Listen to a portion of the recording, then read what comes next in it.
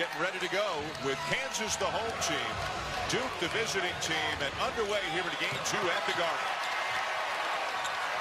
Well, Frank Mason coming off a 30-point game, going to be guarded by Matt Jones, an excellent defender and a lot bigger. And Jackson banks one home over Kennard. Well, that's a smart way for Kansas to start out the game there. Putting Josh Jackson to struggle a little bit against Indiana down in the post and to get him started early. Get him feeling good about himself. And he should have a bit of a size advantage over whichever of the perimeter players for Duke is covering. Interesting decision by Kansas. They're putting Frank Mason on Grayson Allen. Kennard answers at the other end to tie it at 2. Putting Mason on Allen, he can get up underneath him and cause some problems. Grayson Allen, such a great year last year for the Blue Devils, better than 21 points per game as Emil Jefferson dribbles it off his foot. Luke Kennard does his Curly Neal impersonation to keep the ball alive. I just dated myself a little bit with that reference. You certainly did. At least you didn't say Marcus Haynes. Yeah. Well, then you got the reference, so you're right there with me. I'm a student of the game. I'm a young man who's been a student of the game. Jace Jeter getting a chance to play more because of the injuries to the freshman. And Emil Jefferson extended that left forearm or elbow and gets called for the offensive foul. Well, this Kansas team has a chance to be a really good defensive team, especially at the guard spots. And Landon Lucas does a nice job. He's got that left arm on, but as long as he'll put 2 hands on the ball handler, that's going to be deemed incidental contact. Back over to Kansas, tied at 2 in the early going. Mason, second team All-Big 12 a year ago, off to his buddy in the backcourt, Devontae Graham. And we're going to have a call going against the Jayhawks under the glass. Yeah, a little push-off on Landon Lucas. One thing for Kansas, the challenge defensively is going to be to stay with Duke shooters, but at the same time taking away drives. And you're going to get spread out. And Duke has so many good shooters. One thing, you don't want to have closeouts to these guys. That means you got to stick with them. And that's going to open up some driving lanes. And again, Mason guarding Allen here in the early going. Jackson is on Jones. Jefferson gets free underneath. Well, what a nice pass by Matt Jones. And now a Kansas turnover trying to get the ball inbounds. And Emil Jefferson is fired up. Well, Jefferson just stayed and tried to deny that inbound pass and did deny it. One thing that Carlton Bragg didn't do, he didn't change his angle. He just stood there. You can move on that baseline, and he needed to move to improve that angle where he could get the ball into Devontae Graham. How big is it for Duke, especially with the injuries they've got, that Jefferson was granted the medical red shirt and is back for another year? Oh, it's huge. I mean, think about how good he was last year to start the season before he got injured. I mean, he was averaging 11, 12 points, 10 rebounds, shooting a phenomenal percentage from the field. But one of the great things about having him back, not just his experience, but his voice, because he's an excellent communicator on the defensive end. He's kind of like a linebacker behind the line of scrimmage where he can bark out orders. And those guys ought to go on the road. That is a good-looking singing group there. That's impressive. 4 injured Blue Devils. The guy in the far right is not one of the freshmen. That's Sean Obi, who played sparingly with the Blue Devils last year. But it's the 3 freshmen who are so highly thought of, including Harry Giles. You've had a chance to see Giles more than most of us. Yeah, watching in high school, both he and Tatum watching high school, and he's a special talent, an elite rebounder, kind of a Chris Webber type player, but he hasn't played 5-on-5 in over a year. Kennard with a drive and the kick. Jones with a 3. That's the hard part about playing Duke. You know, Luke Kennard has become more than a shooter. He's a playmaker. So he gets into the lane, collapses the defense, and they just kick it out to an open shooter. And that's what Matt Jones does. He's a spot-up shooter. There is no prototypical point guard for the Blue Devils, although Mike Krzyzewski doesn't even like labeling players with that kind of a turn, as that basket is not going to count. Offensive foul on Mason. But for Duke, whether it's Allen, whether it's Jones, whether it's Kennard or Jackson, who we'll see later on, a lot of different guys can initiate the offense. Yeah, you see how 3 guys converge on the ball, and that leaves Matt Jones wide open. And one thing you really can't do, whether it's college basketball, the NBA, you cannot help off of a corner shooter. And that was a long closeout, and Matt Jones doesn't get that long to shoot the first game. Foul on Jeter of the Blue Devils after the miss on the driving layup by Grayson Allen. Duke can put on full court pressure. It looks like they're going a little 1-2-2 3/4 court. And with Emile Jefferson and his length pointing that press, they get somebody in the middle, catch, face, and attack. Jackson cross-court Graham. Graham finds a seam and is called for the offensive foul after unloading the pass. You know, Jeter led this team in charges taken last year. And he's a guy that is a good shot blocker and is just getting better and better. Having guys like Giles and Tatum and Marquise Bolden out has really helped Jeter get some extra playing time. And he needs to take advantage of it because he's got a chance. He was the 11th ranked player in the country last year coming out of high school. He's got a chance to be very good. Kennard with Graham on him. And Kennard is called for the offensive foul, again extending the off arm. Well, we've had a slew of offensive fouls here in the first 3 minutes. I have found it offensive. You can watch this left arm. He's a lefty, and you can see just a little discard, the chicken wing. No question that was the right call. So each team turnover prone in the early going, mainly because of offensive fouls. And the Jayhawks just 2 points 3 minutes into the game. Luke Kennard on the freshman Josh Jackson. Jackson for 3. Grayson Allen got away. Grayson Allen pushed him. But James Breeding had the call right. He just pointed the wrong way. The foul was on Allen, is no question, but it looked like he was going to say it was Duke's ball. A few groans in the crowd. And one of the points of emphasis, Jay, you saw the video as I did, is action underneath the basket. On rebounding is pushing a guy under the basket. But you don't need a point of emphasis for that. Those are blatant pushes. And another foul, man. And the officials have been told to call the game closer. The intent is to hopefully that the players adjust. It opens up the game, but it makes it more free-flowing. You're right, and I'm not arguing it. There's nothing to adjust to on this. You have 2 hands on the ball handle. That's been a foul forever. Yeah. And so the referees haven't made a controversial call yet. Right. All the calls have been right. Jackson cut off on the baseline by Jones. Carlton Bragg Jr. gets the bounce. And that's his game. He is a mid-range jump shooter. I think Carlton Bragg is one of the biggest keys to Kansas's success this year. Their big guys have got to be able to score, and he's the guy that can. But he's been inconsistent. Allen, no. Yeah, last year, Kansas, of course, last 4 years, they had Perry Ellis who could score on the inside. Great block by Jeter, and he comes up with a recovery as well. A basket-saving play to an advantage situation. And Kennard is fouled. Well, that was a big-time block by Chase Jeter. Didn't give up on the play. Frank Mason made a great catch. Boy, that was a great block with the left hand. Great block. Kansas will go smaller now. LeGerald Vick comes into the game.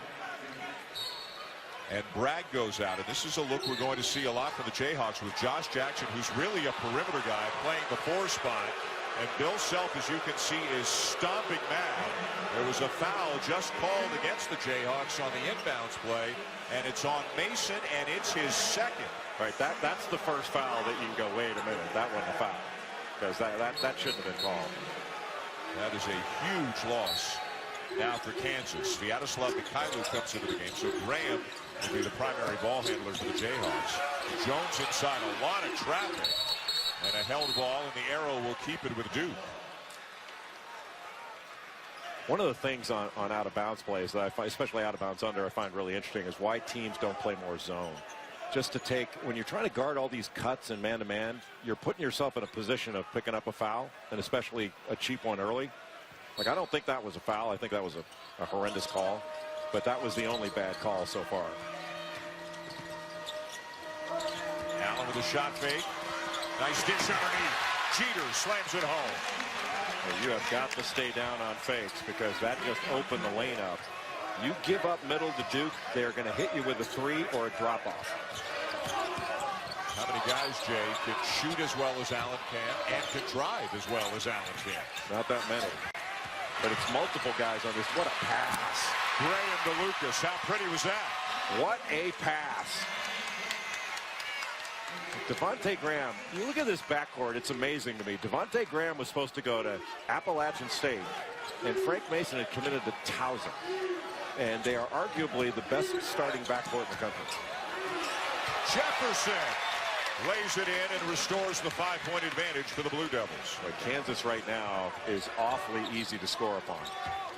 And that's usually not the case with a Bill Self team. Jackson will draw the foul. Jeter gets called for the foul to take us to our first media timeout. The pace picking up after a ton of whistles in the early going and a couple of great plays. Grayson Allen seeing Chase Jeter. Jeter slams it home for the Blue Devils. At the other end, how about the pass from Graham to Lucas? Duke and Kansas just getting started. ESPN's exclusive presentation of college basketball is brought to you by State Farm. Talk to an agent today at 800-STATE-FARM. And Gildan, your favorite T-shirt. Is this my... Duke up by 5 in the early going, leading Kansas 11-6, despite the absence of 3 very talented freshmen, including the #1 ranked player in the ESPN 100, Harry Giles, 18-year-old from Winston-Salem in North Carolina, the top recruit in the country. Guy's had a history of knee trouble. Torn ACL in his left knee in 2013, partially torn ACL in his right knee this past November, and then, relatively speaking, minor surgery, an arthroscopic procedure in just last month in his left knee. He did do some work in practice today. He was involved in some of the drills. When he comes back, Jay, what is Duke getting? They're getting a really gifted player, a guy who's gifted offensively, but more importantly, really gifted on the glass. He's an elite rebounder. And the big thing for him when he gets back is the mental hurdle of getting over being injured twice in the last couple years, because medically he's sound. And they're waiting for exactly the right time to bring him back. I know Mike Krzyzewski said, you know, bring him back for what? Like, he hasn't played yet, so he's not coming back. But I mean, coming back to 5-on-5 basketball. You know, they haven't had their complete team together, and you can see just in a few minutes how good they are now. They're top 5 good now. You bring Jason Tatum and Marquise Bolden and Harry Giles into the fold, and you're looking at by far the most talented team in America. Allen draws the foul, and Duke has had some very talented teams that haven't necessarily been deep and haven't necessarily been big. This team will be very deep, and they'll be huge if all these guys come. Yes, this is the biggest team Mike Krzyzewski's ever had, and it could be a little bit like that Kentucky team a couple years ago that went 38-0 going into the Final Four before losing to Wisconsin. I mean, it's a team with 8 McDonald's All-Americans. That doesn't include Harry Giles because he didn't get that designation because of the injury. Right. And he would have. He was the #1 player in that class before getting injured. They're up 12-6 as Allen makes the first. Landon Lucas just picked up a second foul for Kansas. So 2 Jayhawks already with 2 fouls. And freshman Udoka Azubuike, a 7-footer from Nigeria, is into the game now for KU. There's that 1-2-2 3/4 court press, slows the advance. Azubuike's a big body, and Kansas wants him when he gets the ball inside. They want him to go up and dunk. So he's going to have to guard some on the perimeter because Duke's got a small lineup in there. Kyler almost lost it. Azubuike trying to gather. And it's Duke ball, mainly because the Blue Devils were the ones to hit the floor first. Matt Jones got down and kept that ball alive. That's exactly right. Kansas bent over at the waist for the ball. Duke got on the floor, and it's no surprise they wound up getting it. That'll be a learning lesson for Josh Jackson, who was the player involved. When they watched the film of this game, that Jones just got down to the deck much quicker. Oftentimes, that's what happens with freshmen. They bend over at the waist to get the ball. They try to dribble it up instead of get down on the floor. Duke's diving on it. Kansas was bending over for it, and that's why Duke got it. The other end, a foul on Vic, and Luke Kennard is at the line. A 6'6" sophomore from Franklin, Ohio. Maybe a little bit overlooked with Allen back and Jefferson returning and all the freshmen, but this is an important guy in that Duke rotation as well. Yeah, he's way more than a shooter. He's a playmaker, and you can see he shot 90% from the free throw line. He missed a couple free throws in their last game, and you know, you almost fell out of your seat when you saw that. He can really shoot it, but he's also a really good passer, and he's an underrated defender. Good hands by Frank Jackson. freshman from Alpine, Utah. You know, we've been talking about all these other freshmen, rightfully so. Jason Tatum and Harry Giles are going to be terrific players. The best athlete on the Duke team is Frank Jackson. I mean, he's really explosive. Won the dunk contest at the McDonald's game, then was co-MVP of the game. And has scored 39 points in Duke's first 2 games. Lopsided wins over Marist and Grand Canyon.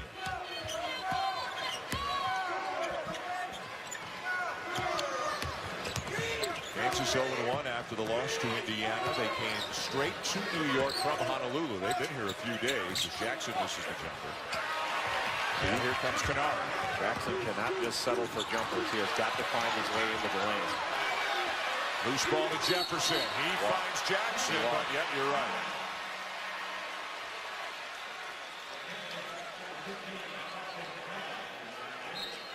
And Mike Krzyzewski's asking, was it a double dribble? Was it steps? What exactly was the violation?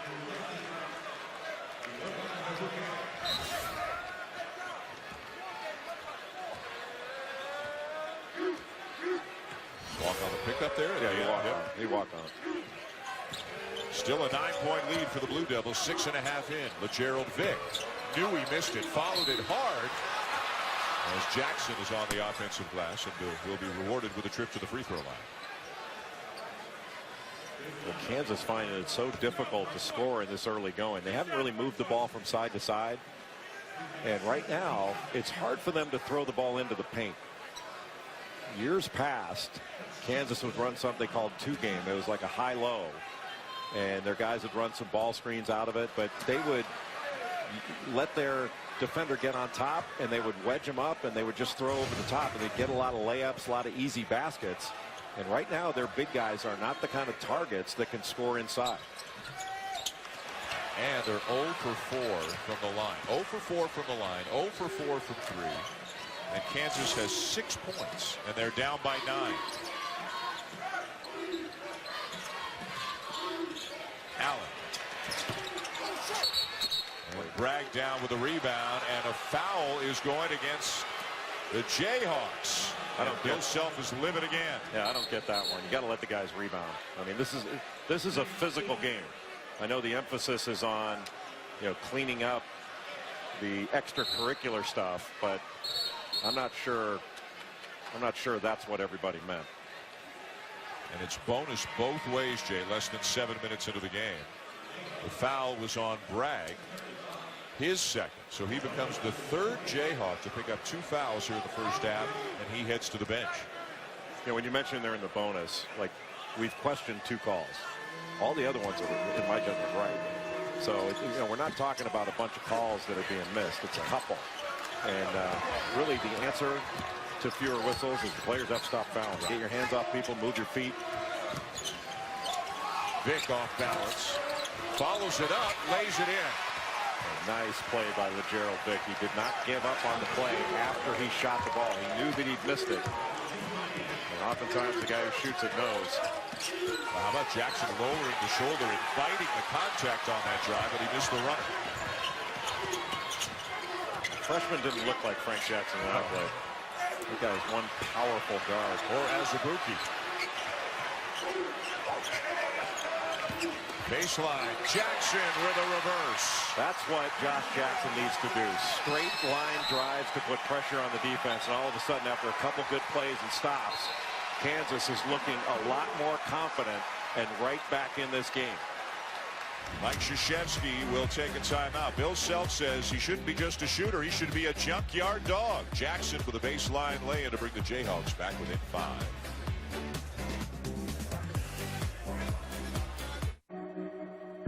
Title this year, it'll be 13 in a row. That will tie UCLA for the longest in college basketball history.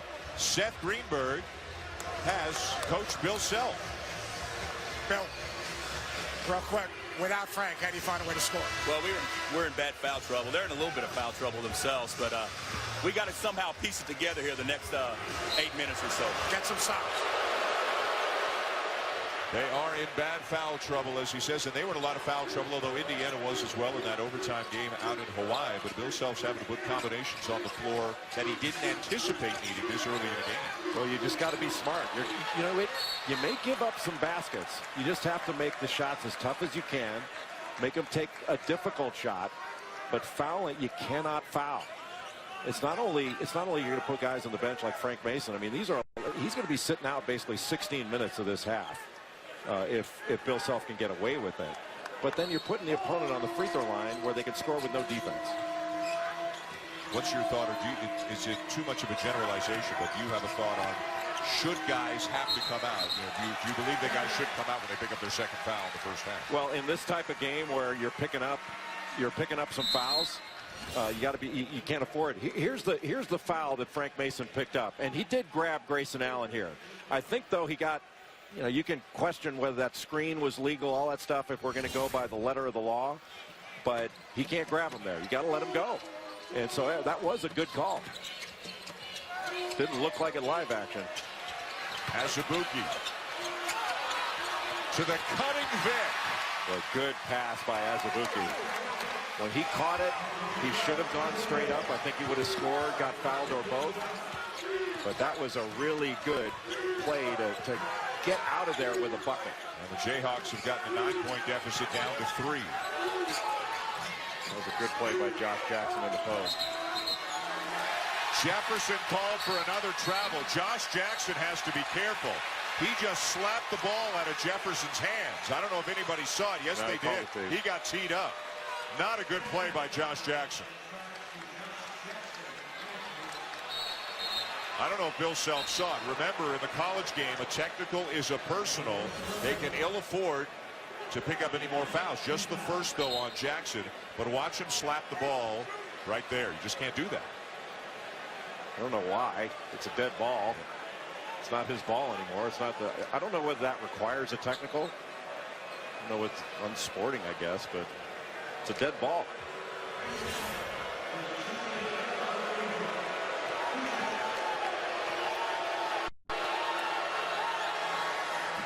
Nearly an automatic free throw shooter with the line in Grayson Allen. He really is a good free throw. He's a good shooter from anywhere.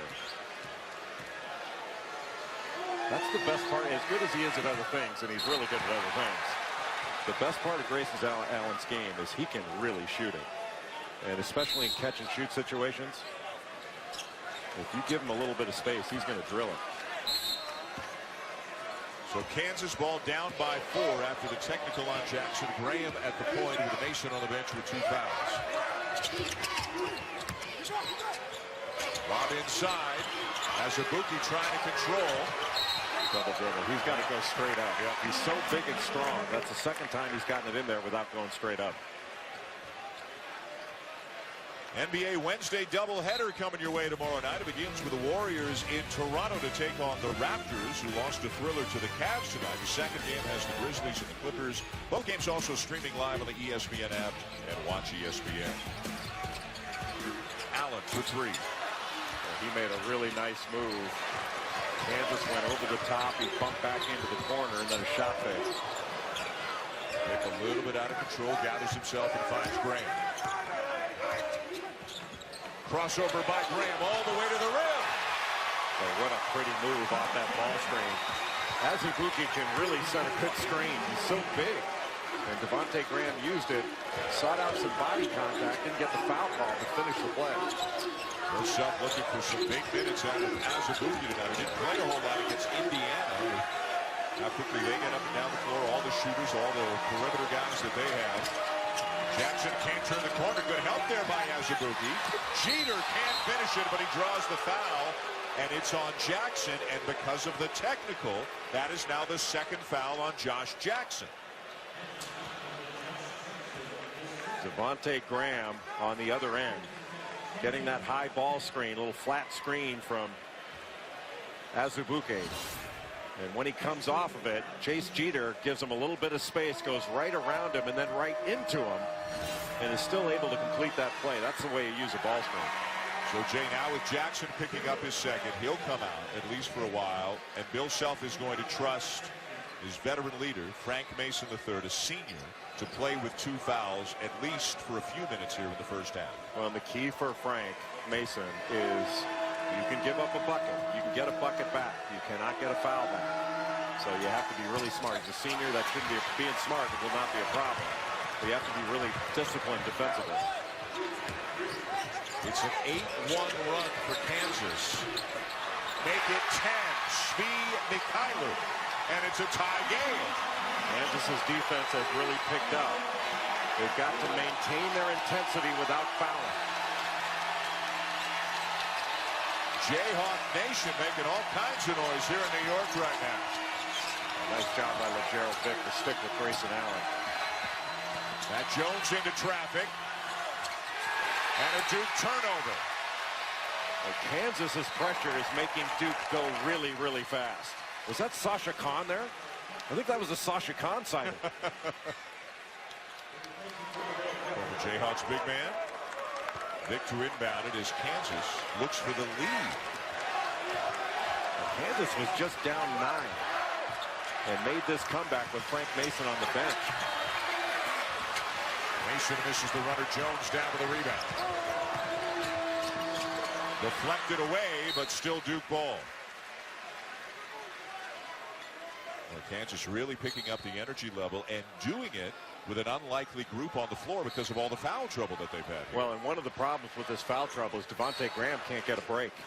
So you can't really take him out. Remember, he cramped up in Hawaii. He also cramped up in one of their exhibition games. Jeter. Giving up a lot of size to Azubuike, but he spun around him and forced Azubuike into a foul. His first. And Azubuike will learn this, but you just have to stay big and stay wide. The one thing you can't allow Chase Jeter to do there is get past you. He can shoot over you, but you make him take a tough shot over you. You can't let him get past you. Chase's dad played for the 1990 UNLV Runnin' Rebel National Champions, a team that beat Duke in 1990 in the championship game. Yes, that was by 30. I was a grad assistant. That was probably my scout. And you were in broadcasting shortly thereafter. I didn't think it was necessary to Photoshop you out of the Final Four picture that year, but not my doing, so They photoshopped me out of the teams I played on. 2-point lead Blue Devils, and Kansas running the lead. Graham for the lead. Good rebound.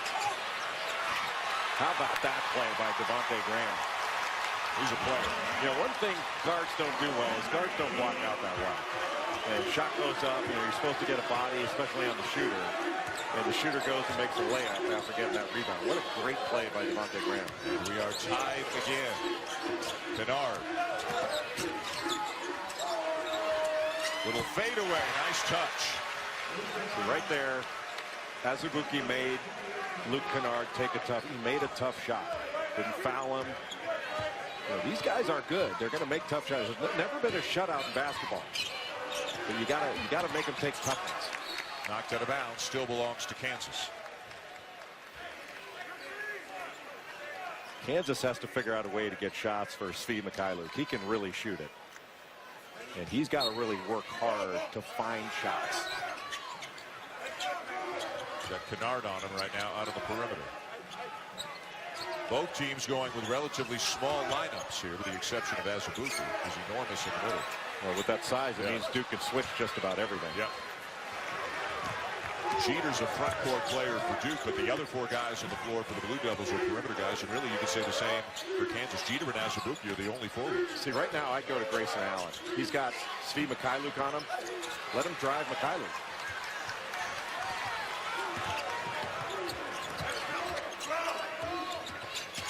Job by Jackson to fight around that screen. Mason to Graham. Graham inside, tried to lob it up for Azubuike, deflected away. Great hustle by Mikhailuk on the defensive end. And Mason lobbed it too high for Azubuike. And Jeter clubbed at the other end. Boy, what a deflating play for Kansas. Made such a great play, then pitched it away and wound up giving a foul up on the other end. That's quite a turnaround. 2-point lead for Duke. When we come back, a flashback to a Final Four matchup back in 1986.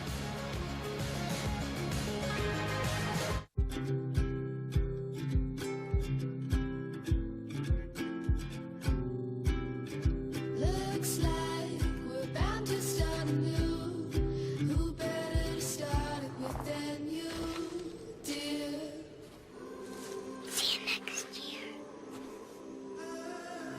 This season, start a new tradition. Experience the power. Farm Champions Classic of Duke leading Kansas by 2. Let's flash back to 1986, the national semifinals. Coach K, Larry Brown, Duke in white, Kansas in the dark jerseys. And a terrific game between two of the top teams in the country. And keep an eye on one of the Blue Devils. Look at the opportunistic number 21 in white, Jay Billis, and one. Did you make the free throw? Who cares? Look at the salad, man. Those are the good old days. Head of hair. Yeah. It's really not that noticeable to change. So, hey, yeah. we're both aging well. What do you remember Bald about? is still funny. Yeah, Bald is always funny. What do you remember about that game and about? I mean, that was your senior year.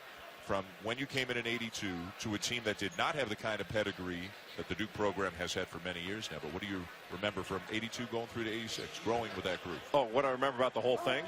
How great Johnny Dawkins, Mark Allery, Tommy Amaker, and David Henderson were. That's what I remember. Those guys were studs. That team had a hole in the middle, but everything else was good. And you went on to play Louisville in the championship game after beating Kansas. You can stop right there. I'm sorry. We don't need to discuss this anymore. You played in a national championship game.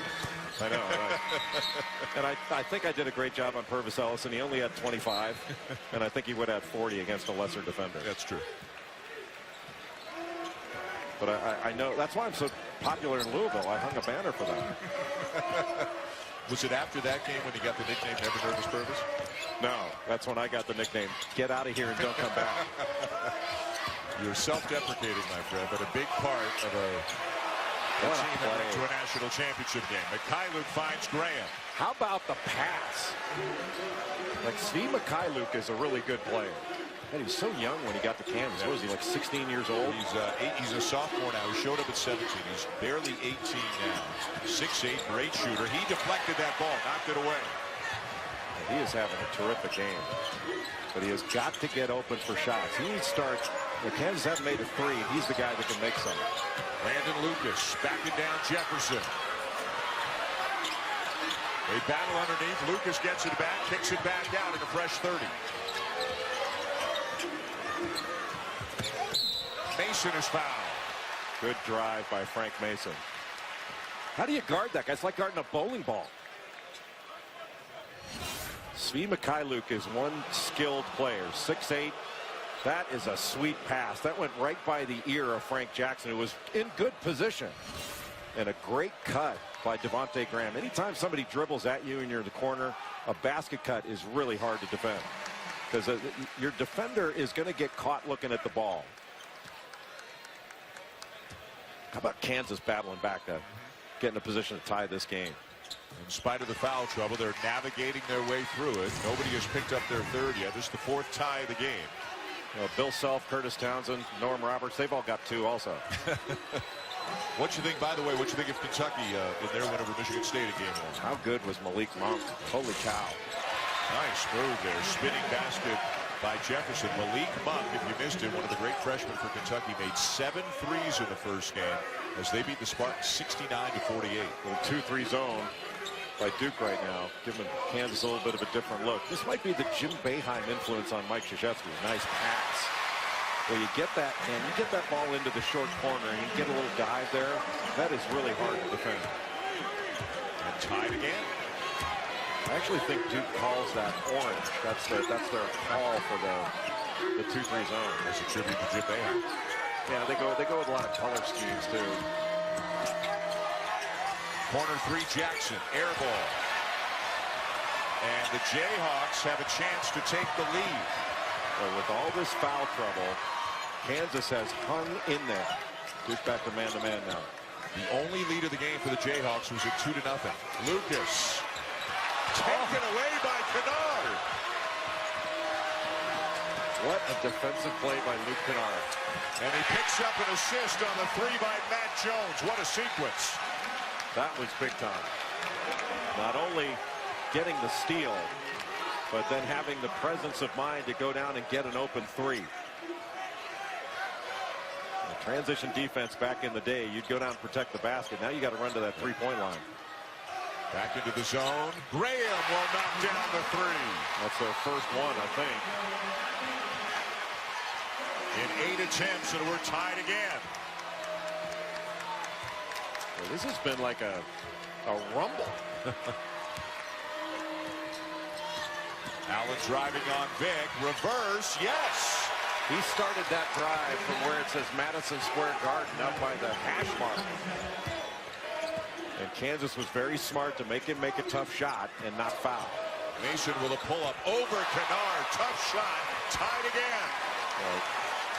Frank Mason, the last three that Devontae Graham hit, he was telling the officials, hey, the guy hit me when I was shooting.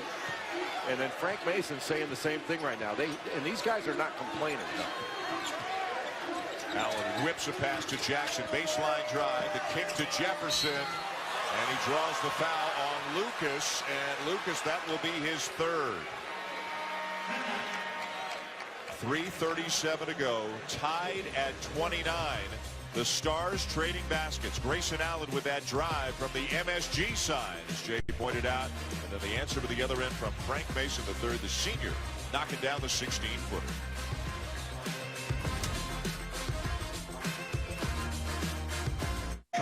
We will eradicate the authority of the earth. Wins were here at Madison Square Garden, passing Bobby Knight. 903, the most all-time in Division I history, with a win over Michigan State, and then career win number 1,000 in January 2015 here with the Garden as well in a game against St. John's. Where's he not had notable wins? That's true. Guy's won over 1,000 games. It's amazing. An outstanding record as a head coach at Madison Square Garden, and also played in this building in the year in which it opened, 1968. Played against Notre Dame in the NIT. I can't tell whether he's leaking out early or he doesn't look any different. And still, and you could say the same for Bill Self, John Calipari, and Tom Izzo, and all the great coaches. But boy, the competitive fire, just from my casual point of view, calling games of his, I mean, that fire burns just as strongly now as it did back then. Yeah, and that's one of the most impressive things. I think that's exactly right, that he hasn't lost a step. He's actually gained a step. And things you mentioned about all the coaches here. We're in an era of amazing coaches, and like Bill Self, the three of the coaches in this out of this four are already in the Naismith Basketball Hall of Fame. That guy right there is going to be in very short order. There's no question about it. And deservedly so. Let's get more now from Maria Taylor. Bill Self was really praising his team for ball movement and their ability to get back into the game, tying it up, saying he wants to take the lead into the locker room. But Devontae Graham said one thing they're focused on is they feel like they took possessions off in that overtime loss to Indiana, something that they're trying to shore up here in the first half, guys. All right, thank you, Maria. Boy, when they were down, now wait a minute, after the play, Vic kept driving and Jeter some contact with some sportsmanship shown on both sides. If you weren't with us earlier, Kansas was down 15-6 and already had 3 players with 2 fouls before the midway point of the first half, but they have managed to work around the foul trouble and they've gotten back into the game. And that foul on Luke Kennard of Duke, that is his third, so he will head to the bench. And LeGerald Vick is at the line for the Jayhawks with a chance to give KU the lead. On that play, sometimes you wonder, is it better just to let him go? Not saying let him score, but kind of let him go. And over the back, Azubuike. Third on Azubuike, so foul trouble to a somewhat of an extent for both teams. Kennard has 3 for Duke, Allen and Jeter each with 2. And now Lucas has 3, remember, for Kansas, and Azubuike just picked up his 3rd. And they don't have a ton of big guys. Some of the walk-ons better get warmed up. Ragg's been out for a while because he picked up 2 very quickly. Mitch Lightfoot, number 44, is a guy that we could see, a freshman from Arizona, and a really talented player. Here he comes. Are they looking younger, or are we getting older? You're getting older. I'm still looking younger. That wasn't one of the 2 options I presented to you. So I'm going off the board, Alex. I'll take older looking Canadians for 400, Alex. And here comes Lightfoot.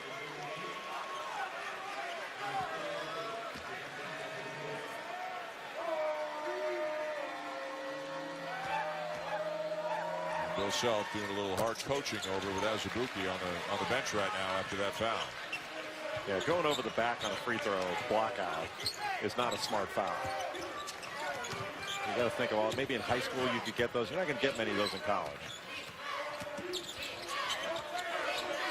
Kyler picks up his dribble, knocked away by Jefferson. Still Kansas ball. You got to figure 2 goals for Kansas in the last 3 minutes here.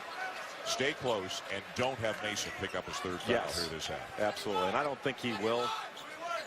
He's a smart player.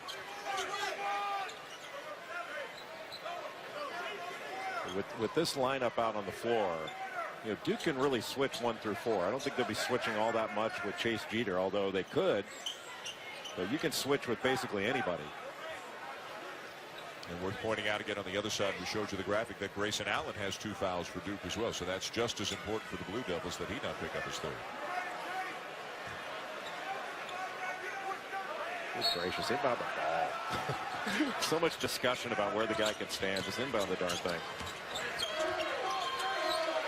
High arcing 3 by Mason. I think just the length of Jones there forced him to alter that shot a little bit. Yeah, one of the first bad shots they've taken.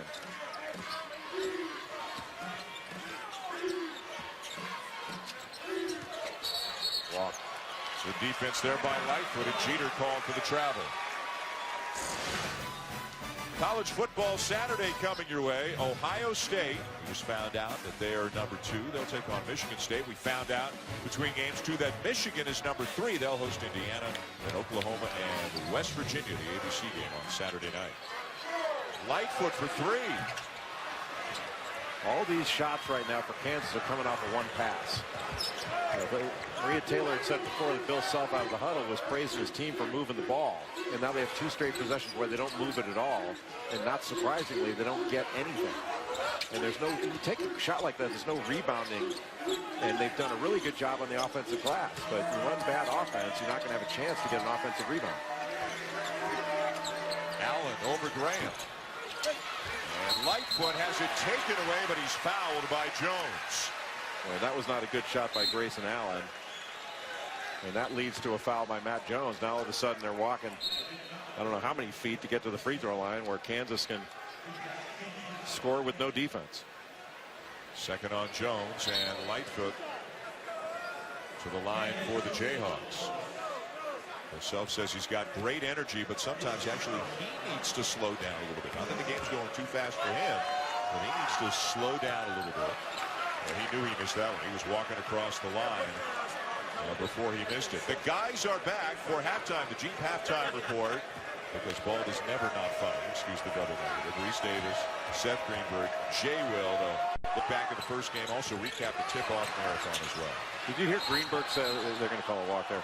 Did you hear Greenberg say on game day before the first game of the Champions Classic that he's Inspector Clouseau? Like he wanted to say, well, I'm gonna really start, you know, digging into the game and all this stuff. Inspector Clouseau. That was the reference. Who might have been the biggest screw up in history. But that's why we love Seth. Now, Seth and Reese tried to bail him out by saying, well, Inspector Clouseau took a tortured route but ultimately got to the right place. I think that nickname's going to stick with Coach Greenberg for a while. Is that your dog? Does your dog bite? That is not my dog. How was that flight back from Hawaii sitting beside Coach Greenberg? He snores. Graham.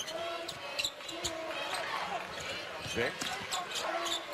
And Vic called for the travel. Pretty good job there by Jeter, not letting that guard get around him. Yeah, you got to go up and shoot that. Once you make that spin move, go up and shoot it.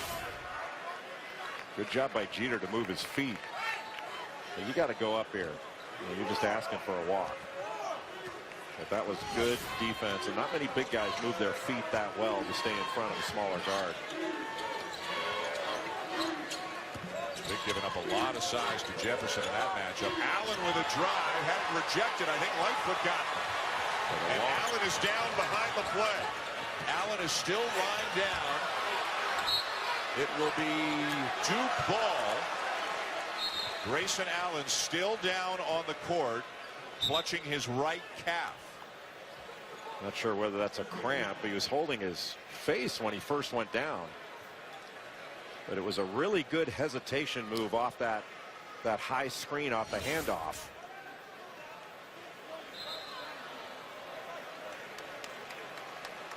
Landed awkwardly with his right leg underneath him. Well, that was a nice play by Lightfoot. He brought his arm down, though, and oftentimes the referees call a foul on that. If you go straight up, at first he went straight up, and then he brought it down, caught, and he did catch him in the face. Yeah. That's surprising when you're shooting. That's not a foul, but well, right early on, that's perfect to go straight up. But then I don't know how you can't call that a foul. That is a foul. So Allen getting some medical attention at the end of the Duke bench right now. One of the top, maybe the top preseason candidate for National Player of the Year. He's on every All-American team that you can find. Tonight, just 1 for 7 to 5 points as they tend to his right leg. Boy, they've guarded him really effectively. And Kansas has stayed in front for the most part and tried to make him finish over the top. He's taken a couple of questionable ones. His last jump shot was a bad shot.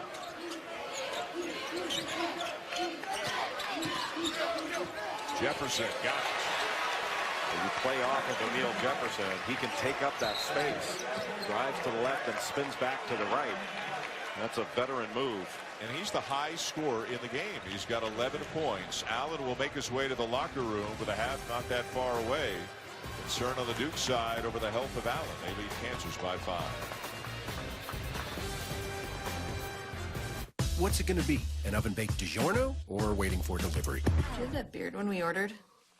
A hot, fresh-baked crust or... Did we order extra soggy? Don't settle for delivery.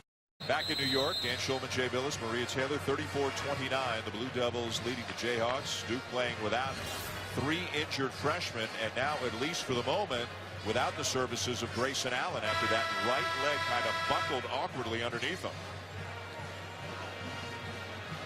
Just landed unusually there. You see is that his foot kind of got caught. I don't think I've ever seen anything quite like that. And was eventually able to get up and walk off the court under his own power with a little bit of assistance. He's gone to the locker room now. Into the game now for Duke for the first time is Javin DeLaurier, another freshman. He's from Shipman, Virginia, 6'10", 220. He wears number 12. Big, strong, and athletic. Vic for 3. And Jefferson having himself quite a night, brings down the rebound.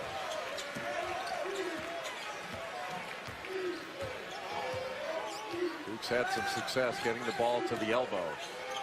And there it is. Jefferson backing down to Kyler. Kicks it back out to Jones. Reposts.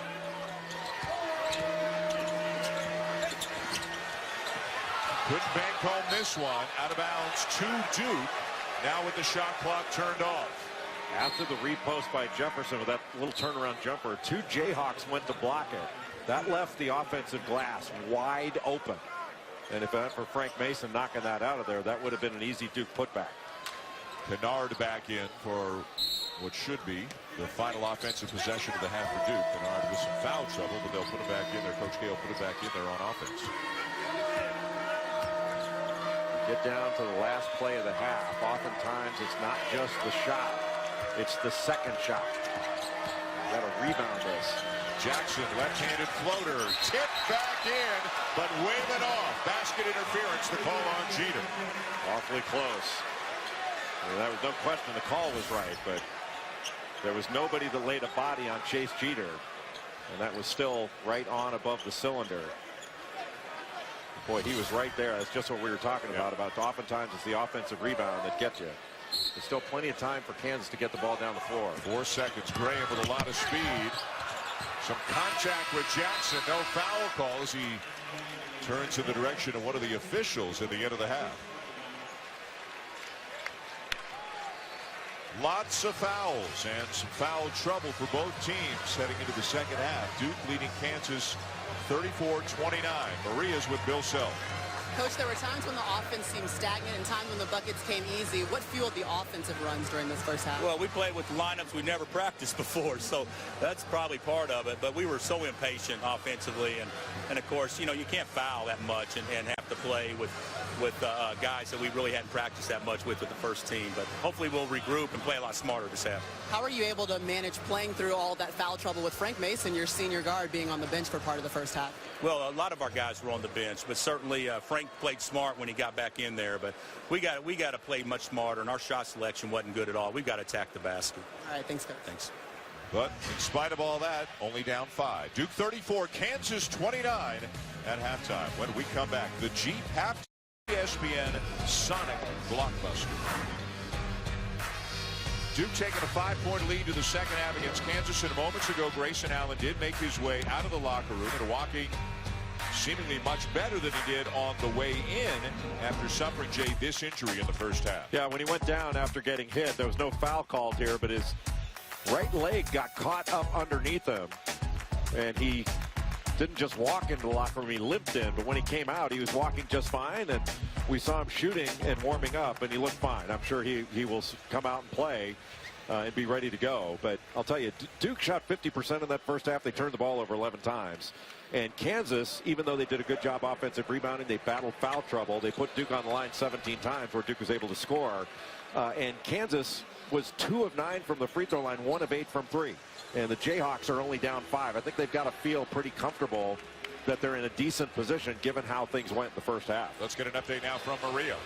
Well, you guys are right. You saw Grayson Allen come out. He was the last player to take the court, but Jeff Capel saying that he is good to go. And Grayson Allen says that one of the things that he's been focusing on, along with Emil Jefferson, is more than just scoring. It's also the leadership that they have with him on the court. But the focus for Duke, offensively, making the extra pass. Jeff Capel saying they just weren't good on offense.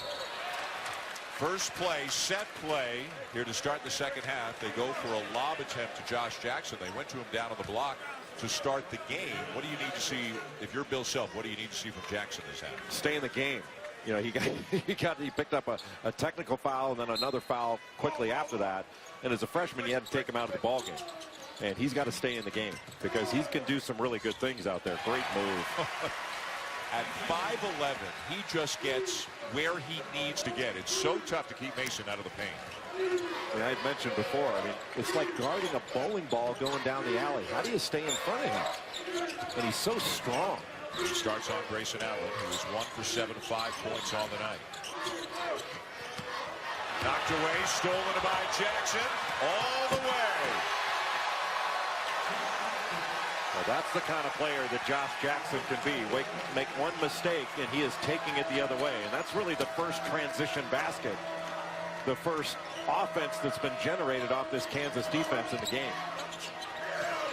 And KU back within 1 of Duke. Important for Kansas here to stay disciplined. You can see Landon Lucas not even going out to guard Chase Jeter. Lucas playing with 3 fouls. Jefferson looking for help. Finds Jones. And he knocks down a tough 3 from deep in the corner. If you don't make Matt Jones put it on the deck, and he is a good shooter when he's allowed to set his feet.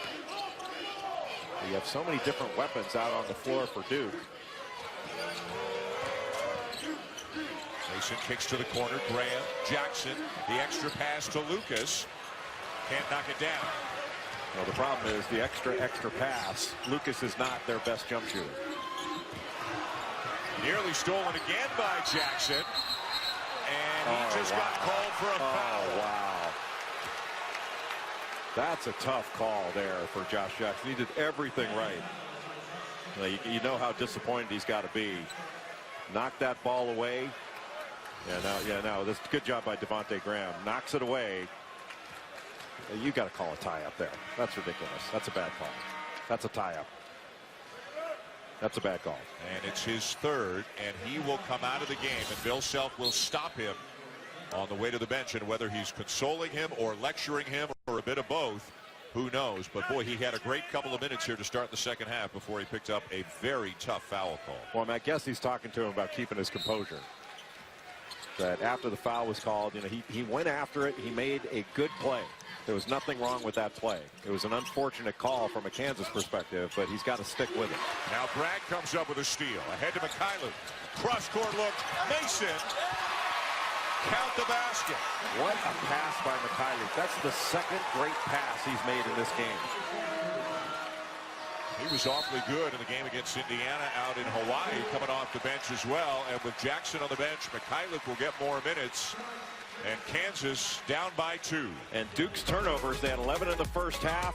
They have started the second half turning the ball over, but a needle threaded by Mikhailuk. What a play.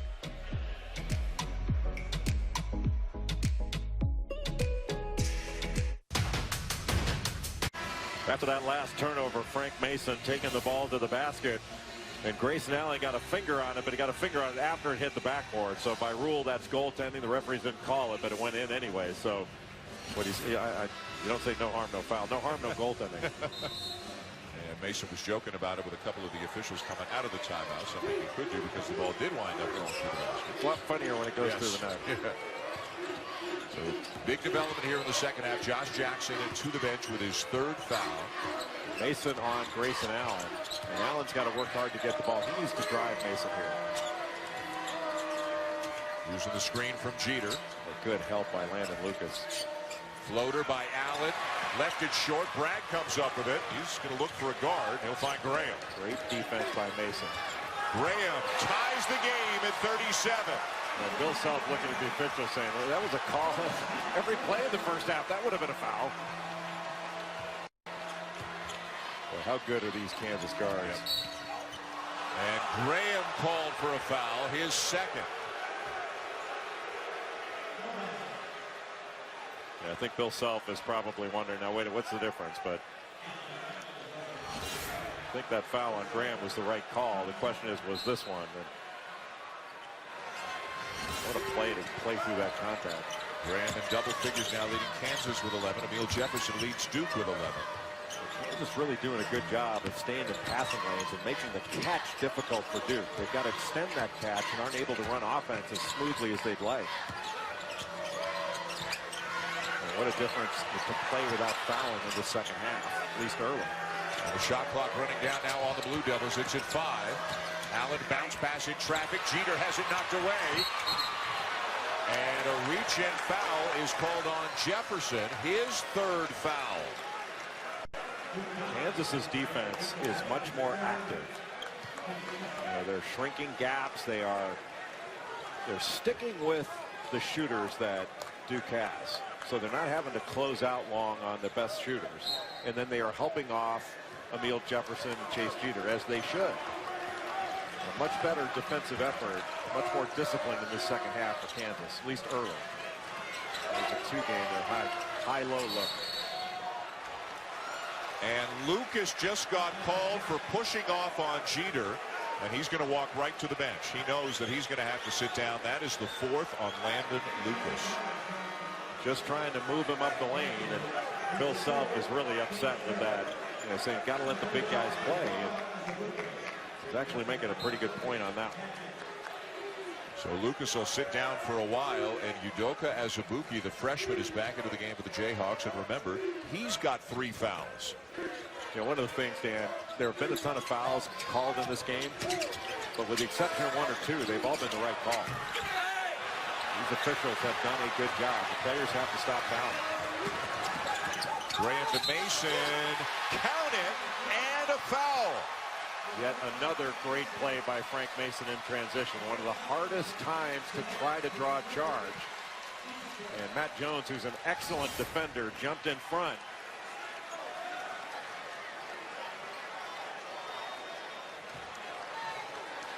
And that's the 3rd on Matt Jones. And Bill Self, so unhappy moments ago, feeling a little bit better right now. Mason to the line. And we've got a lane violation, I believe. No, we've got a foul on Bragg. The lane violation or a foul? It's a lane violation on Carlton Bragg, so that'll nullify the free throw. I'm a big believer that if the ball goes in, there shouldn't be any violation unless there's some egregious foul. That the only time a violation would be called on a free throw is if the shot's missed, because that's the only time it advantages the game. Kennard with the elbow jumper to tie it at 39. We're going to find out a little bit about the depth of both of these teams, with the fouls continuing to pile up here early in the second half. They got off off to a good start without fouling the first 4 minutes, and then it's just been a flurry of fouls. And Mikhailuk, after he passed the ball off, you could kind of see it coming from our angle as Allen stepped in and took the charge, and Mikhailuk called for the timeout on the floor, tied at 39.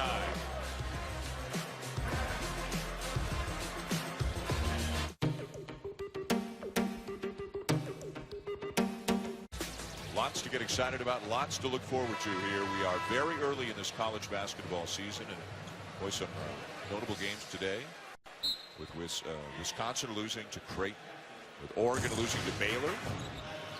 Oregon playing shorthanded without Dylan Brooks, but for Wisconsin to go into Creighton and get beat, Creighton's got a really good tandem of guards. Jeter off to Kennard. Good shot fake. Jeter banging with Azubuike, kicks it to Jefferson, shot clock at 4. Allen, 18-footer, no. And Azubuike with a rebound for the Jayhawks. Allen really hasn't gotten one open shot. Josh Jackson back into the game. Floater is good. How much ability does this young man have? He's just going to get better and better. Struggled in his first game against Indiana. Wound up with 9 points. He's been much better, even though sitting out most of the first half with a couple of fouls. Bill Self showing some faith in him by putting him back in there with 3 fouls early in the second half as Emil Jefferson gets called for the foul, and that's his 4th. Yeah, I think Emil Jefferson saying, hey, what do you want me to do? I'm just wedging in. It's not like I pushed off. I was holding my ground, let the ball go over the top. But the freedom of movement initiative and trying to clean some things up. They're going after rebounding too, and I'm not sure that was a major issue. So Mike Krzyzewski goes small, bringing Frank Jackson in off the bench, and Bill Self with his counter move took Azubuike out and brought LeGerald Vick into the game. So both teams really with 4 perimeter players right now. Jackson driving on Jones, and Jones is called for the foul. You really have to try to angle a driver out and make him make a tough shot. But that's what they've been looking for from Josh Jackson. Put the ball on the deck and drive it. Don't just be a jump shooter. Jay, that's 4 on Matt Jones. And he is still in the game, and nobody's gone to the scorer's table. You got a senior out there. You got to rely on the fact that he knows how to play with fouls. And a block called inside of the circle. Yep. As Chase Jeter tried to step in and draw the charge. That'll be the 3rd on Jeter. There's growing frustration in this game between the officials and the players. The players complaining about the calls, the officials telling them to knock it off. They haven't complained that much. The players have just reacted a little bit, but you got to give them a little bit of reaction. Graham misses a deep 3, long rebound to Mason. Now Bragg with a size advantage on Jones. Jump hook, no. And down with the rebound is Frank Jackson. What do you like about Jackson's game? He is so strong. It's so explosive. And now Bragg is unhappy with the call, and now the fans are getting frustrated as the booing increases here with all the whistles. 3rd on Bragg.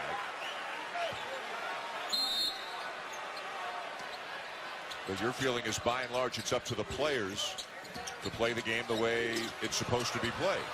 For most of these fouls, there are a couple that I don't agree with, but most of them have been right. Jeter misses a putback slam opportunity. Jackson switches hands and banks it home. Kansas by 4. We can't say enough about the defensive change of Kansas in the second half. They have been much better defensively. Duke has not gotten anything easy. Jeter got 2 defenders in the air and eventually drew the foul, and no disputing that one. It's on Graham. Josh Jackson is a multi-dimensional talent, a much better shooter than he gets credit for, but this is where he can be special. In transition, switching hands, going to the left, kissing it off the glass. He's an excellent passer. With his length, can be an outstanding defender. But look how much more efficient he is in this game versus his first game in Honolulu against Indiana, where he was primarily a jump shooter. Jay, the foul actually not on Graham. Graham put his arm up in the air as if signaling, hey, it was on me, but it was on Carlton Bragg. It's his fourth. So Bragg sits down and Azubuike back into the game. So it's Bragg and Lucas with 4 for Kansas, and Jones and Jefferson with 4 for Duke, as Jeter misses both. Right now, if Azubuike gets the ball in the lane, he needs to go straight up. With his strength, he can't mess around with the ball. Just straight up to the basket. Jackson for 3. And the lead grows for Kansas. It's now 7 in a game in which they trailed by 9 in the opening minutes. You know what helped him with that shot, Dan, was the fact that he has gotten so many things going to the basket. You put it through the basket a few times, all of a sudden the basket looks bigger when you're taking a jump shot. Kennard threads the needle inside, and Mason fouls Jeter. And Mason just picked up his 3rd. And that was not a smart play by Frank Mason. Sometimes you got to let it go. Well, you can't get that foul back. Well, you get a bucket back. You cannot get a foul back. And there's still almost 13 minutes to go in regulation. You can't be cavalier with fouls.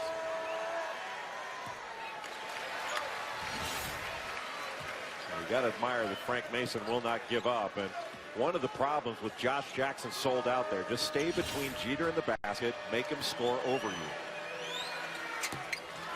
1 of 2 for Jeter. And you have to look at it this way, Dan. If Josh Jackson had stayed between Jeter and the basket, he may have scored, but Mason wouldn't have picked up his 3rd foul. Do your job. Azubuike from Mason. And that's his job. Catch and go straight up. He's got really good feet, doesn't he? He is huge. 7 foot, 280. And Kansas now up by 8. Kennard for 3. That was much better offense. Grayson Allen got it in the middle, drew the defense, and you really can't leave. You're better off once Allen gets into the lane of making him take a tough 2 instead of coming off a 3-point shooter. Good fade. Jackson will step in and knock down the long 2. And Josh Jackson's on fire right now. He's got 15. Well, this is why everybody's talking about Josh Jackson, myself included, as being such a great talent. You can see it now. You couldn't see it quite as much in the first game against Indiana. Stolen away by Azubuike. Big fella. Finishes strong. And the Kansas bench and fans erupt. You know what's great about that? We got an offensive rebound and a bucket. Moses Malone. When he started dribbling that ball, that basket must have seemed like it was about a mile away. But he stayed with it. Jones open for 3. Azubuike rips down another one. They need big minutes from him. Lucas is in foul trouble. Boy, what a turnaround. Kansas down 9 early in the game, up 9. And Mason will draw the foul. It's a 19-6 run right now for the Jayhawks. Well, a couple of freshmen the last few plays have stepped up big for the Jayhawks. First, Josh Jackson, 15 points. How about that shot fake? Frank Jackson flies by. Josh Jackson drills it. And have you ever seen a truck running away? That's the end of the play. They needed one of those truck escape lanes for Azubuike.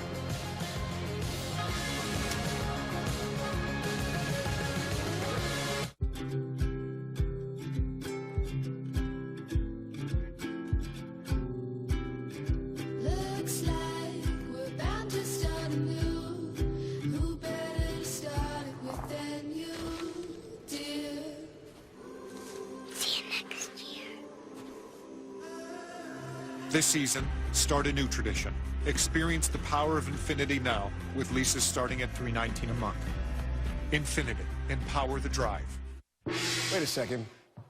What are we doing? Now's the time on Sprockets when we dance. Hello, party people. Are you tired? Champion of the world. It's prime time now, baby. Now we will chop it up. That's what the kids say. Rejected. The champagne is flowing. We get that. When do we eat? College basketball is brought to you by State Farm. Talk to an agent today at 800-STATE-FARM. Jay Billis, a proud member of the Hall of Fame class 2016, winning the Kurt Gowdy Award for outstanding broadcast contributions to the sport of basketball. Congratulations. Richly deserved. Fun night. That's nice of you, but that's not part of the Hall of Fame class. You're right. I'm sorry. They gave me a trophy. Yes. And they were very kind to do that. But as I joked before, Bill Raftery got it, so how big of a deal could it be? Sorry, Raph. He really does like you. Well, you deserve it. That's nice of you to say. Thank you. Yes. I mean, you've been at it a long time. You've made a what do you huge mean long mark in the time? game. Back off. Sorry. I'm a young man. I was there for the first night. The inductees into the Naismith Memorial Hall of Fame that night included Yao Ming, Shaquille O'Neal, Allen Iverson, Tom Izzo. I mean, it was a star-studded couple of nights in Springfield. There were a lot of the variance in podium was pretty interesting. When Yao Ming got up there, and then when Izzo got up there, you saw only Izzo's head. You think Shaq's a huge guy, and then Yao Ming walks into the room. Yeah, Shaq was awesome. I mean, and Allen Iverson was off the charts. I mean, it was so interesting listening to his speech. And boy, Philly turned out for AI at that thing. It was really a phenomenal night. Let's go to Maria Taylor. Dan, it's been interesting to watch Coach K's huddle. When the Kansas run started, he was challenging every player when they came over, really fired up, trying to get the energy back. This most recent huddle, very calm, pragmatic, asking the players what they are seeing, ways in which they can improve the way that they're playing, but really saying, we're okay, guys. It was much more, the tone was lower than what I've seen when the Kansas run started over here. All right, Maria, thank you. It's up to a 10-point lead right now. And the foul is going to be on LeGerald Vick. Yeah, Vick needed to let Udoka Azubuike be big behind him. Yeah, you don't want to foul and take away the ability of a shot blocker to block or change a shot. And right now, you know, Maria Taylor's right. Like right now, the second half, the offensive performance that has been fueled by the defense of Kansas has been really impressive. Kansas in the second half, 11 of 15, 73%. Duke's 3 of 12. Duke's only scored 10 points in the second half. Yeah, it's really been an impressive defensive performance by Kansas. Much more disciplined. Now, hey, you know, one of the things they've had all their players on the floor. You know, they haven't had to sit guys because of foul trouble for most of the second half. And it's still only halfway through the second half. And Josh Jackson, after picking up a third foul early in this half, came back into the game and has played great since he's got 11 points here in the second half. As Vick finishes and draws the foul on Jackson to boot. Boy, after the initial drive and then the pass to the corner, oftentimes what guys will do is look for the shot.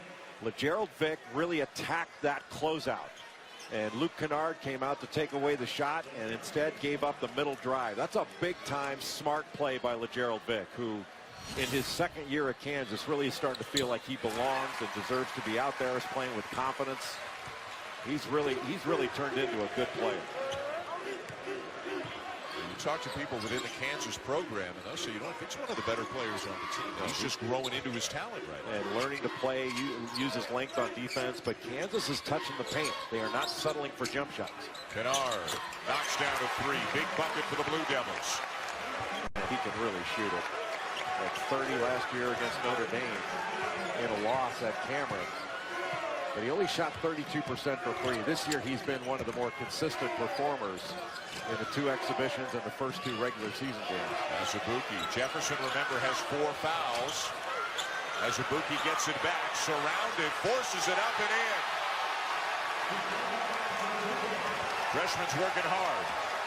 Well, for him to come into this game, and you could have looked at this on paper and said, this is not the type of game for Udoka Azubuike. You may have to guard out the perimeter.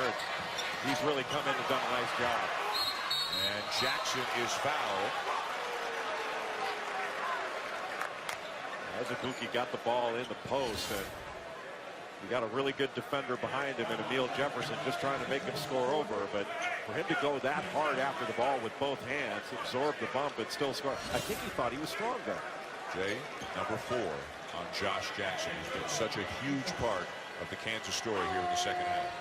And that's another learning experience. You know, Frank Jackson right underneath the basket.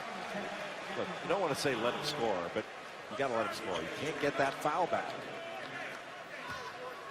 So if you look at Jackson's 4 fouls, one of them was that play.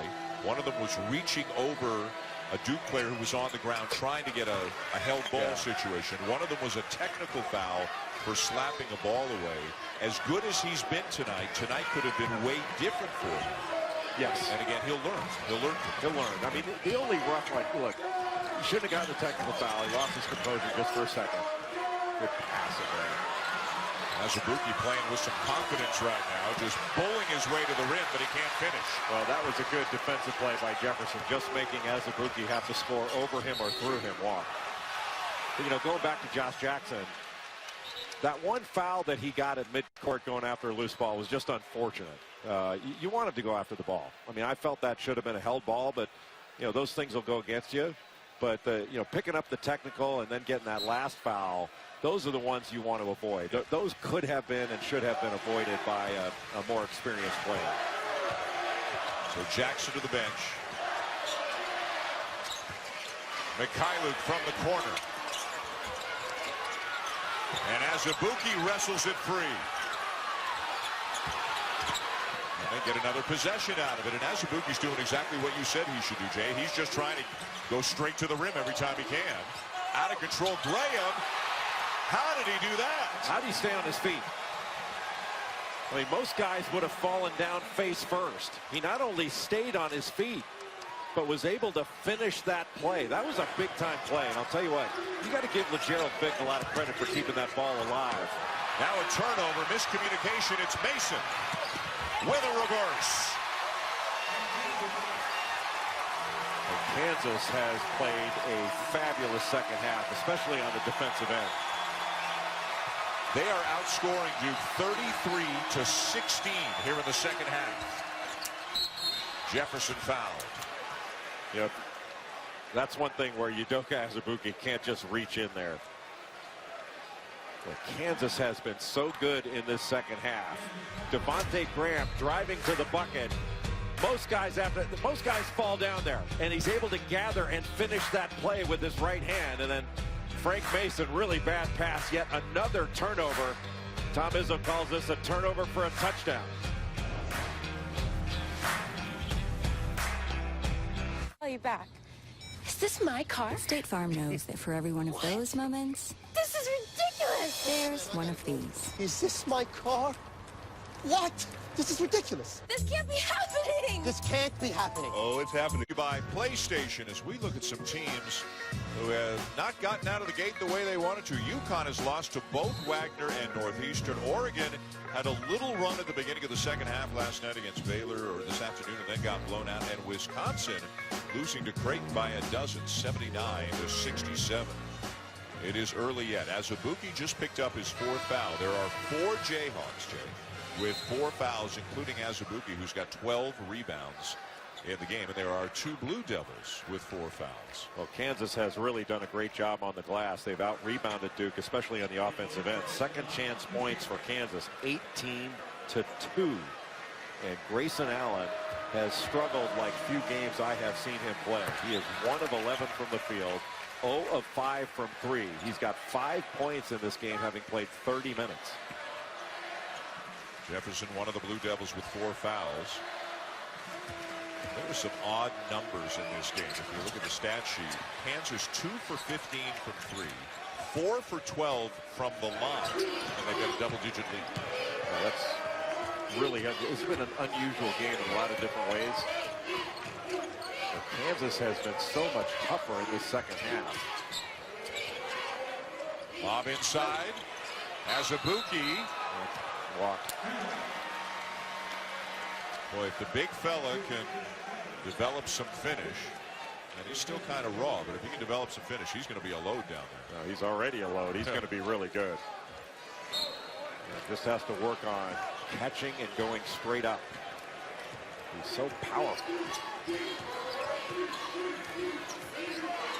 Gerald Vick guarding Grayson Allen and not coming off of him. Too easy for Matt Jones down the lane, and Duke cuts it to 9. Well, it's too easy, but they gave up a 2 instead of giving up an open 3. And one of the things that Kansas is doing is they are really pressing up on three-point shooters, and the only open shots they've gotten really have been Luke Kennard. Matt Jones has gotten a couple. In the second half, they've shut a lot of that down. Mason takes a bump from Frank Jackson and is fouled before the shot. I don't know, unless his hands were on him, which I didn't see, I don't know what a guy can do there. I mean, he was angling him out. That did not seem like a foul to me. Yeah, he put his hands on. Okay, that is a foul. 2 hands on the ball handler has been a foul for a million years. I didn't see those hands down. Otherwise, he was fine. Keep his hands off him. He was in very good position. It's Mason at the line, coming off the 30-point game in the overtime loss to Indiana in Honolulu a few days ago. Yeah, Dan, just on the fouls, because I know a lot of people are going to be talking about this. There have been a lot of fouls in the game. The overwhelming majority of these calls have been absolutely right. And a lot of people think, well, it's the rules changes. The rules haven't been changed. They're now being enforced, right. And there's a difference. And you saw the players adjust really quickly last year, and they're going to need to adjust this year. You can't die on the hill on every play. Allen in and out on the 3. Well, I've never seen him struggle quite like this since his freshman year. I think in this event against Kentucky a couple years ago, it might have been his freshman year, might have been last year, I can't remember. It was last year. He really struggled. So this event has not been particularly kind to Grayson Allen. Nice look from Mason. Gerald Vick kept it alive again. Bragg couldn't finish with a reverse, and back come the Blue Devils down by 10. That's head in the hands for Bill Self after that. That was an opportunity for an easy layup. Allen with a drive, and he lays it in. Still a lot of time. Better than 6 minutes left. It's an 8-point game. Yeah, that was a 4-point turnaround. A layup missed by Kansas, a layup made by Duke. And Bill Self wants a timeout. With all the fouls that have been called and all the fouls that have been racked up, especially that Kansas has on him now, Duke's got to continue to drive it. If they drive it and kick it to an open 3-point shooter, pull the trigger.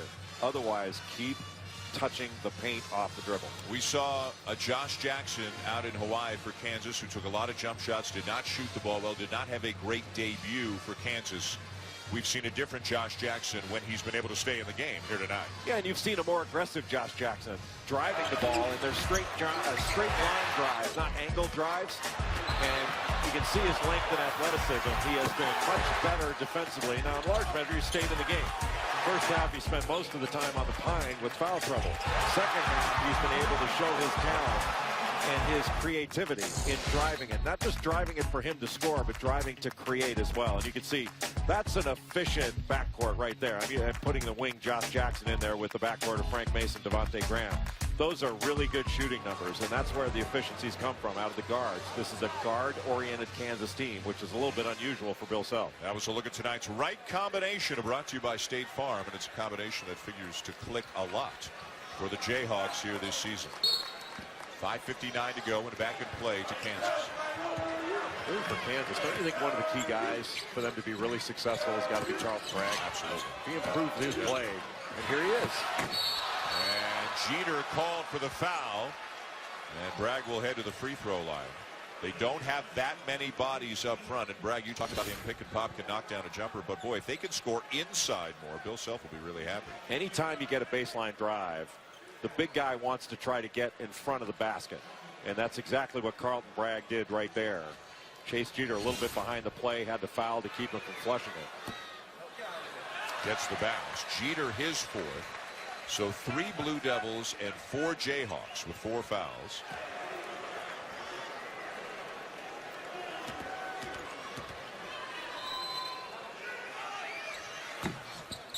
Or he used a lot of the rim, but he made them both. Kansas has really struggled from the line tonight. Otherwise, this lead would be stretched out a little bit more. Kennard, tough shot. A good help by Carlton Bragg for a couple of... If you guard a ball screen for a couple of dribbles, then you can be really effective. But Bragg did that and forced Luke Kennard to shoot over. Number 1 Duke, number 7 Kansas, and the Jayhawks, who were down 15-6 early, up by 10. Graham finds Vick, and Vick called for the travel. They're just in too much of a hurry. And Jackson will return for Kansas with 4 fouls. A rare breather for Devontae Graham tonight. Neil Jefferson is back in with 4 fouls for Duke. You know, that last walk by LeGerald Vick, one of the things that Kansas likes to do is they want to move the ball from side to side.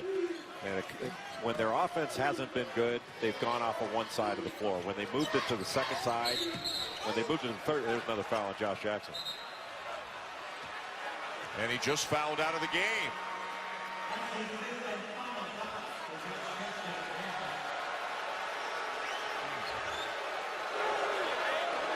He is beside himself. The way he was pleading his case, I mean, he doesn't think he did anything wrong, and we'll have to get another look and see what he was called for. Yeah, he was guarding Luke Kennard. It looked like there was contact, but he's saying Kennard sold it.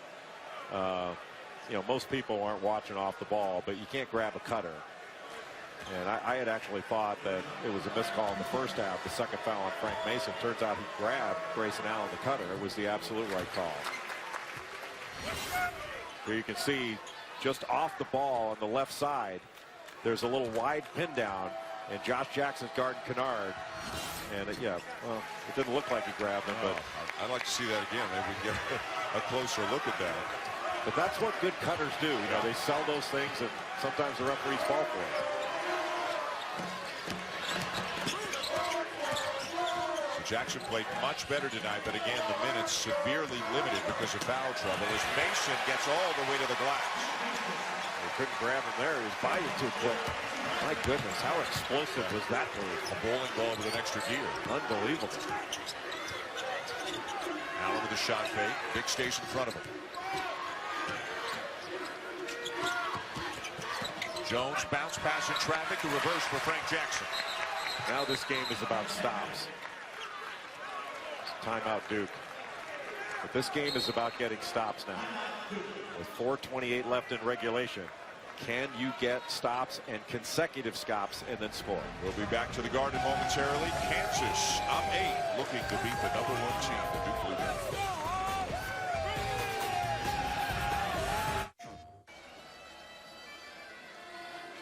Mitch Lightfoot, he said, I was like that. I just had my arm straight out, and he threw his hands up. And you could read his lips. We'll get another look. The left arm of Jackson is extended as he tries to fight around the screen. But he's behind the screen. Like, look, Kennard sold it. But instead of getting on his outside hip and just locking and trailing him around the screen, making him curl it, like, what's the worst that's going to happen? He's going to catch the ball at the outside the three-point line at the top of the key, and you're trailing him. And look, that may be, we may be able to argue about that as being questionable. But out of all the fouls that have been called tonight, there have been a bunch of them. What, 3 have been questionable? Or 4? So if you're Jackson, for him to learn from this, in your judgment, how should he make that play so that he doesn't wind up in that kind of a dicey situation?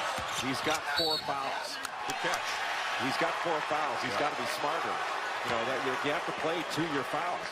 And I know he's a freshman and all that, but you know, right here, Devontae Graham's done a pretty good job off balance. Look, he uses his hand here to. Yep.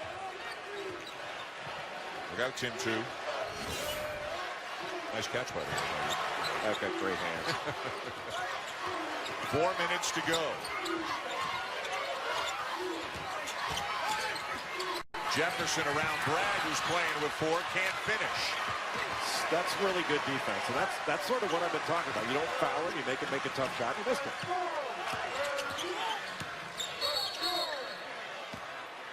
And Frank Jackson called for the foul, bumping with Bragg, number 4 on Jackson. And Mike Krzyzewski and his staff telling Frank Jackson, don't reach. You're 35 feet from the basket. And now all of a sudden Kansas shooting free throws without really having to initiate any action.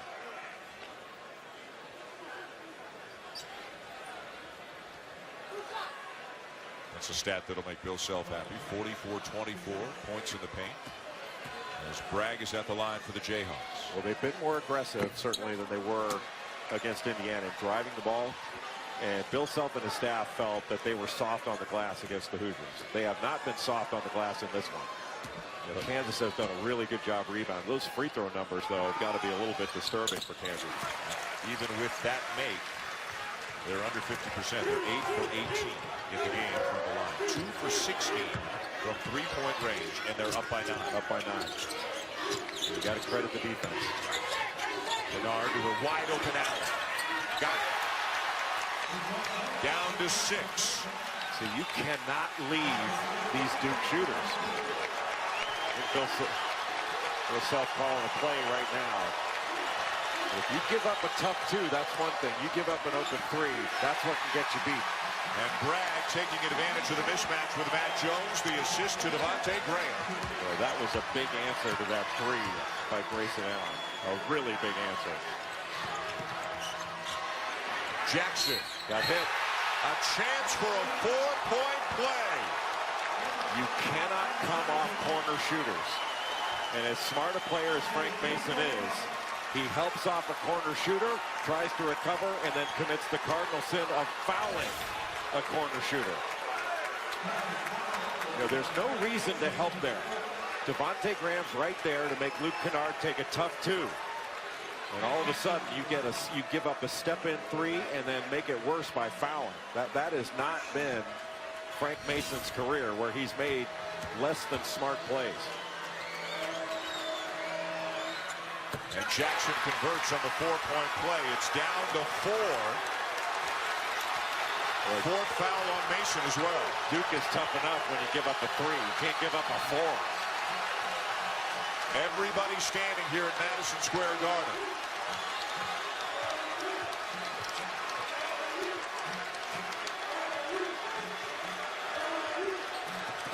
Mason the drive. Lobs it inside for Bragg. And it's out of bounds to Kansas with 5 on the shot clock. When Frank Mason left the floor, I don't think he had any idea where he was going to throw that ball. That's why I had that surprise in my voice. And he still was able to find Carl Bragg almost for an easy score. Bragg deep in the corner. Wow. What a shot! At 4 seconds left on the shot clock. What a pretty stroke by Carl Bragg. Boy, 2 huge buckets for Kansas after a 3 and a 4-point play for Duke. Now Kennard on the drive, and it's back down to 4. But at least for Kansas, they gave up a tough 2. They're not giving up a 3. 20 on the night now for Kennard, and Mason will milk the clock a little bit. They're basically going to 2 guys in the corner, open up the middle for Frank Mason. Let him create. Takes a bump and finishes. They got to start calling this guy timeouts. I mean, he takes a beating and keeps going, keeps on ticking. He just body seeks. He goes right into the body of Emil Jefferson. Jefferson just brought those arms down a little bit. If he kept them straight up, I'm not sure that would have been whistled. But look how he keeps his eyes up. You know, I've said this before, your eyes make layups. You keep your eyes up and your eyes on the rim, you will complete plays. Man, that's big time. And Jefferson fouled out on the play as well. That guy's 5'10". And he's a great finisher. He's as tough a customer as you'll see in college basketball. And plays like that, that's the reason I think that Devontae Graham and Frank Mason may very well be the best starting guards in the country. And they play at both ends. They're excellent defenders, excellent passers, and excellent scorers. Mason with 15 of his 19 here in the second half, and it's back to 7. 30 in the first game, 19 in the second, and counting. Kennard with a soft touch on the runner. He's got 22, and Mike Krzyzewski will use his last timeout. And he scores in so many different ways. He's such an improved player. And Luke Kennard is way more than a shooter.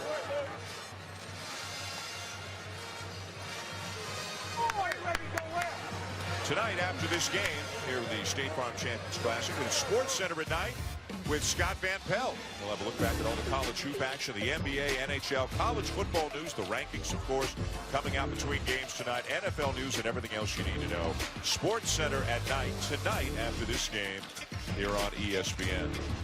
Well, for Kansas, having lost their opening game to Indiana, having come from Hawaii and falling down 15-6, they've come back and had the lead most of the second half. Duke playing shorthanded. Really, 2 teams playing in a very tough game under less than optimal circumstances here in a game that's going right down to the wire. As is that Graham again cramping up again, 3rd game in a row. Who cramped up in Hawaii, and he cramped up at the end of the game, and it turns out he's cramping up throughout the game. We just didn't know it. Bill Self told us afterwards that he had gotten on Graham about not guarding something the right way. And he said, Coach, I started cramping up early in the game. And so it's happening again now. And, boy, what he has played through and played through courageously since this season has started. And he's trying to pound the Gatorade, make sure he can stay hydrated. But he's had to play a lot of minutes. Now, the foul trouble probably affected him as much as anybody because he couldn't come out of the game. And if you can't rest your players, they're more likely to fall into that dehydration. Let's go to Maria with more. Well, Dan, Bill Self looked at Devontae Graham about the 5-minute mark and asked him if he was cramping up yet. Devontae said no. But he said, get ready to go back in. He grabbed another Gatorade and completely chugged it. Devontae did say that he's been eating a lot of bananas. I mean, he's been taking salt tablets and also drinking Gatorade over the last few days since they left Hawaii, just so that he would not cramp towards the end of this game. Well, thank you, Maria. And as Jay, as you said, that they can hardly take him out of the game. The foul trouble really complicated things from his perspective. He's played 35 minutes of the 38-plus in this game. Yeah, and throughout the course of the season, that's going to have to change. I mean, you can't wear guys out. That actually happened last year with Grayson Allen. I mean, he played way too many minutes. And, you know, this year for Kansas, Graham's been that guy. Kansas ball with a 5-point lead and 1:34 to go. Duke out of timeouts. You ought to feel awfully comfortable with the ball in Frank Mason's hands, don't you? And if he has to give it up, if he gives it to Graham, you feel just as comfortable there. Lucas, Vic, and Mikhailuk also in the game. Good pass. Vic wide open in the corner. Mikhailuk with a weak side rebound. But he couldn't finish. Boy, what a rebound, and then just didn't make the layup. And that was a big-time rebound by Mikhailuk. Boy, another missed opportunity. What a huge bucket that would have been. And all of a sudden, it's a one-possession game, a minute to go. Boy, what a turnaround. When he missed a layup, give up a layup. Now this is about getting a stop for Duke, and it's about being strong enough, if you're Kansas, to get a score. Score or get fouled here, running good offense. Boy, Mikhailuk made a tremendous play to get that rebound and then just couldn't get the lift on the layup attempt. You don't see many better rebounds than this from a wing.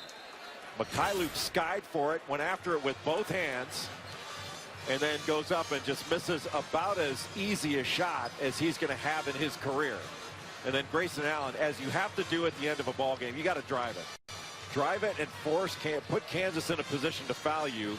And then if they help off a three-point shooter, then you can kick out. But right now, Kansas, whether they score here or not, they can't afford to help off a three-point shooter. Right now, I think Kansas is going to put the ball, 22 seconds on the shot clock, 50 seconds left in regulation. You put the ball in Frank Mason's hands, spread the floor, let him drive it. Now, they've been bringing a high screen up. Landon Lucas came up and then, didn't even bother to slip it. He looked like he was coming up, then ran back down, and Mason was able to just take off. But if you can force him left, I think you're a little bit better off. Usually he drives right to take it all the way. If he does pull up, he pulls up going left. 50.4 seconds to go. Kansas with the ball. Duke out of timeouts. Duke has the arrow. And it'll be LeGerald Vic to inbound it for the Jayhawks. Kansas right here does not want to settle. Even if you kick it out for a three, you can still drive it. And right now, if they're not able to get the ball into Frank Mason right away, oh, there they go. He'll take a few seconds off to be sure. Shot clock now down to 15. What a crossover. Bumps with Jeter, and Jeter with a rejection out of bounds to Kansas, 10 to shoot. Boy, that early bump, thought Jeter could have picked up a foul there. That was good defense. That was solid. Really solid. Good job moving his feet. Mikhailuk back into the hands of Mason. Shot clock at 6. Mason gets it off. Tough shot, and rebound comes down to Kennard. Don't want to give up a three here. Allen has it knocked away. Kennard on the drive. Jackson to tie it. Got it! 15 seconds to go. Kansas does have a timeout. Bill Self going to use it. Frank Jackson, the freshman. Mason. Jones a great defender and bigger. They'll let him catch it. 5 seconds to go. Mason the pull-up jumper. Yes! 1.8. Jackson to inbound. Matt Jones. And Kansas will win it. Apropos of this game, Frank Mason, the toughest player on the floor, makes the winning play. How about that? The Blue Devils go on a 7-0 run in the last minute and a half, only to have their hearts broken by Frank Mason III. The winning jumper, 21 points on the night, as the Jayhawks knock off the Blue Devils 77-75. You know, Frank Mason had to go to overtime in Honolulu and didn't want to do it again. You know, we talked about forcing him left. That's where he likes to pull up. He pulled up and absolutely drilled it against an outstanding defender in Matt Jones. That's a big-time play. Can you ever imagine two tougher, more emotional, intense games to start a regular season than the Kansas Jayhawks have played so far? No, because usually you're playing directional school at home in Allen Fieldhouse. Here, to make that shot in Madison Square Garden, Frank Mason